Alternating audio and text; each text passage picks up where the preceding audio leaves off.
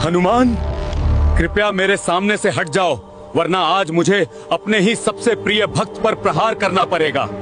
क्या आपने कभी सोचा है कि जिन श्री राम के लिए हनुमान जी ने अपना सीना तक चीर दिया था, एक समय ऐसा भी आया जब उन्हीं राम को अपने सबसे परम भक्त पर बाण चलाने पड़े। आखिर ऐसा क्या हुआ था कि भगवान और भक्त कुरुक्षेत्र की तरह आमने सामने खड़े हो गए थे? इस रोंगटे खड़े कर देने वाले महासंकट की शुरुआत होती है काशी नरेश से। एक बार काशी नरेश एक भयंकर मायावी राक्षस से युद्ध कर रहे थे। क्रोध में आकर उन्होंने एक दिव्य बाण छोड़ा, लेकिन वो मायावी छल से बच निकला। वह बाण सीधे जाकर एक विशाल वृक्ष को काट देता है और वह वृक्ष सीधे महर्षि विश्वामित्र के तपोवन में जा गिरता है। महर्षि की वर्षों की तपस्या भंग हो गई। उनका क्रोध अग्नि बनकर भड़क उठा। वे तुरंत श्री राम के पास पहुंचे और न्याय की मांग की। अपने गुरु का सम्मान करते हुए श्री राम ने भयानक प्रतिज्ञा कर ली। गुरुदेव, आज सूर्यास्त से पहले काशी नरेश को मृत्युदंड मिलेगा। उधर मृत्यु के भय से कांपते हुए काशी नरेश भागकर माता अंजनी के पास पहुंचे और उनके चरणों में गिर पड़े। माता ने बिना पूरी बात जाने उसे प्राण रक्षा का वचन दे दिया और यहीं से खड़ा हुआ ब्रह्मांड का सबसे बड़ा धर्म संकट। एक ओर माता का दिया हुआ वचन और दूसरी ओर प्रभु श्री राम की अटल प्रतिज्ञा। हनुमान जी की आंखें भर आईं। प्रभु के विरुद्ध जाना असंभव था, लेकिन माता का वचन तोड़ना भी तो धर्म के खिलाफ था। संध्या का समय निकट था। श्री राम अपना अजेय धनुष लेकर रणभूमि में आए, लेकिन सामने कोई शत्रु नहीं बल्कि उनके अपने हनुमान खड़े थे। श्री राम ने गरज कर कहा, हनुमान, मार्ग छोड़ दो। पवन पुत्र ने हाथ जोड़कर और आंखें झुकाकर कहा, क्षमा करें प्रभु, आज मुझे अपनी माता के वचन की रक्षा करनी होगी, चाहे इसके लिए मेरे प्राण ही क्यों न चले जाएं। क्षण भर के लिए मानो समय की धड़कन रुक गई। श्री राम ने अपना धनुष उठाया और अग्नि जैसा प्रचंड बाण छोड़ दिया, लेकिन हनुमान जी अपनी जगह से हिले तक नहीं। उन्होंने आंखें बंद की और बस राम राम का जप करते रहे। वो विनाशकारी बाण उन्हें छू भी न सका। एक के बाद एक कई दिव्य बाण चले, पर हर बार वही परिणाम। राम का नाम राम के बाणों से ज्यादा शक्तिशाली साबित हो रहा था। अब श्री राम ने गंभीर स्वर में कहा, अब ब्रह्मास्त्र ही अंतिम उपाय है। आकाश कांप उठा, दसों दिशाओं में हाहाकार मच गया। ब्रह्मास्त्र छोड़ा गया, लेकिन हनुमान जी अब भी अडिग थे। उनके होठों पर सिर्फ एक ही नाम था, राम। तभी आसमान से साक्षात देवता प्रकट हुए और महर्षि विश्वामित्र से बोले, हे महर्षि, इस धर्म संकट से ब्रह्मांड का संतुलन बिगड़ जाएगा, कृपया अपनी प्रतिज्ञा वापस ले लें।